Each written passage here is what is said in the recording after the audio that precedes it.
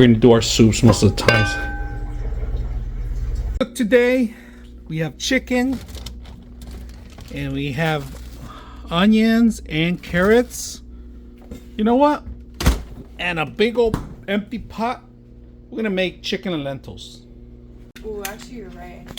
I thought you were gonna soak them in water. The lentils. I do need to soak them back up. Then I have my pre-chopped onions and carrots. These are my hands. I'm just a little skinnier today. Been working out. Just kidding. It's my kid cooking today. Yeah, I have to let it saute, but it's gonna get. So we're gonna come back and saute, and then we're gonna throw in the chicken after with it. And how many? I'm gonna do only a cup of lentils because they grow a lot. Yeah, it's a lot. So a cup of lentils. All right. And what you're gonna do is you're gonna just fill it up with water about more than 2/3, way more than it has, so that they're able to soak. So they're gonna sit there in water for about how long?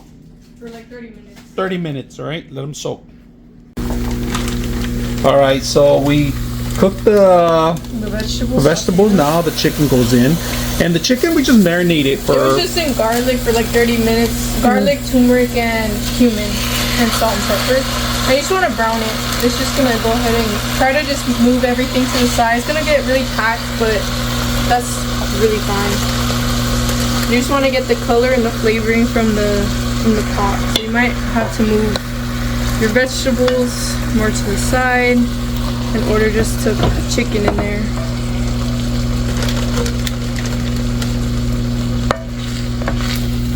And we'll come back when the chicken's done. So I put in more cumin and turmeric. You're supposed to add more seasoning.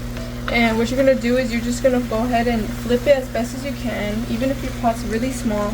The chicken is going to cook. It's going to boil in our lentils. See how this color's over here? See it all this nice color? So then I'm going to get tomato sauce. I don't have tomato paste, so I'm going to go ahead and add in around 6 tablespoons here. Or 4.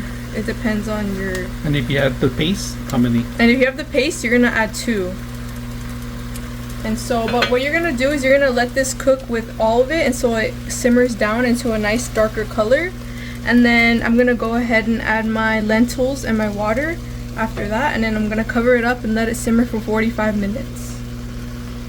So now I'm going to go ahead and add my 1 cup of lentils. You want to make sure to try to get... Add the water in there so you could mix it up. Yeah. But I'm going to go ahead and add my water as well. This is 4 cups of water. And the smell is strong with the seasoning, but it is because the paste in there was concentrated. Now we're going to go ahead and it's going to go ahead and flavor our lentils and cook our chicken. And we're going to go ahead and just cover it up for 45 minutes and let it cook. And once in a while, come and stir it. All right. Stir it frequently every couple of minutes so it won't stick in the bottom, all right? And 45 minutes cooking. And we have it at low medium. I would say medium. All right. We're using a steel pot too. If you guys are interested in the pot, it's gonna be in my description below. It's been around 30 minutes. As you can see, it reduced a lot, and I'm just gonna go ahead and mix it and stir it around.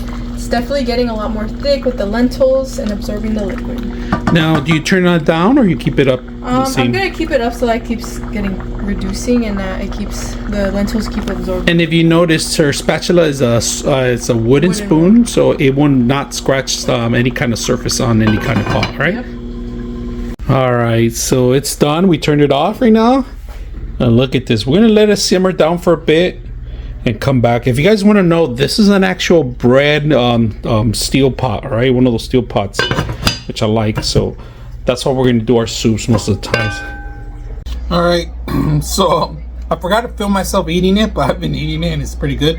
Now, it did need a little salt. So I put rice on the bottom, and then I pour everything on the top, and then mix it up a little bit to make it a little like a good hearty meal. Now, it's about 100 degrees up there, so I want to recommend this meal for a hot day like today, but it is freaking good. If you have like extra stuff, might as well do it. It took about maybe an hour just to do the whole thing and cook it at the same time. We had a rice maker. It made the rice, and I added my own salt. You could add your own salt as you please, but we forgot to add a little bit more salt than usual, so it could, you know, because the tomato kind of like blends in too much of the salt.